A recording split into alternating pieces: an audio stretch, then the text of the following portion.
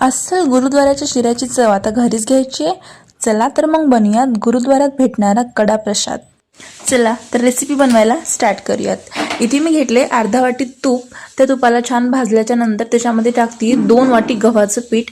गव्हाच्या पिठाला छान 15 मिनिट व्यवस्थित भाजू द्यायचे, अगदी लो फ्लेमवर। 10 मिनिटे भाजल्याच्या नंतर साईडला गॅसवर गरम पाणी उकळायला ठेवायचं। त्यामध्ये गूळ टाकायचे। गूळ तुम्ही तुमच्या आवडीप्रमाणे कमी जास्त करू शकता। त्यानंतर गुळाचं पाणी आपल्याला त्यामध्ये टाकून घ्यायचं आणि व्यवस्थित त्याच्या गुठळ्या फोडून त्याला एक सॉफ्टनेस द्यायचा आहे। तुम्ही पाहू शकता मी तसं करते तसं। अशा प्रकारे व्यवस्थित गुठळ्या फोडायचे आणि त्याला एक सॉफ्टनेस द्यायचा आहे, जेणेकरून शिरा जो आहे खूप चवदार लागणार आहे। आणि या स्टेजला तुम्ही थोडंसं तूपही त्यामध्ये घालू शकता। तर कमी गॅसवर झाकण लावून घ्यायचं अगदी 2 ते 3 मिनिटासाठी। छान बघताय काय झाला की आपला शिरा रेडी।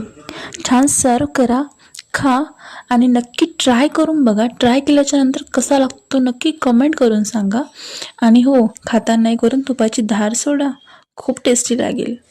भेटूयात नेक्स्ट व्हिडिओमध्ये अशाच नवीन नवीन रेसिपीज सोबत। Bye bye.